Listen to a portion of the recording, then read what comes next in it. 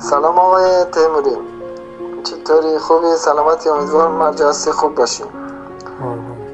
عزیز، خدمت درس کنم در مورد چیزایی که بهم گفتی. حالا من تا جایی که میفهمم بهت میگم. اون احساسم چطوری بگم؟ اون احساسم مرده دیگه نمیاد. الان اگه من قبولی رو بگیرم دیگه نمیتونم اون احساس. من نقش یادم اینو بازی کنم که من نقش نمیخوام بازی کنم. نه اولا باید چیکار کنم؟ خودت میخوام. خب من خودم همینطوری. من کجا؟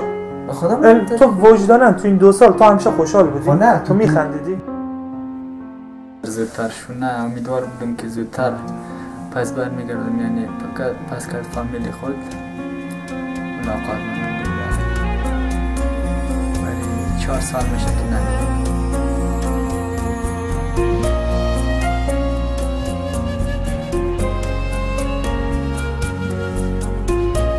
پلیس میگی فوت از این نوخواب هستم.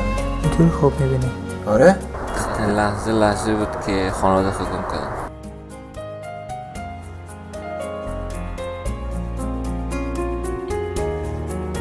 حالا دیگه نمیدونم چی بشه آخرش.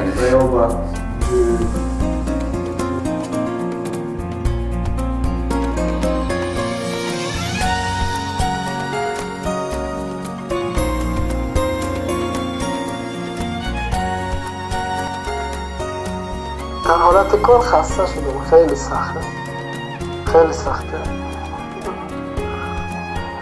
اصلا فکر نمیکردم اینجا بیام اینطوری میشه. فکر میکردم بهتر میشه، مثلا اگه بیام اینجا مثلا با دوستان یه فکری چیزی رو هم میکنیم، شاید بتونم زندگی بهتر شد. ولی نه، خیلی سخت‌تر شد.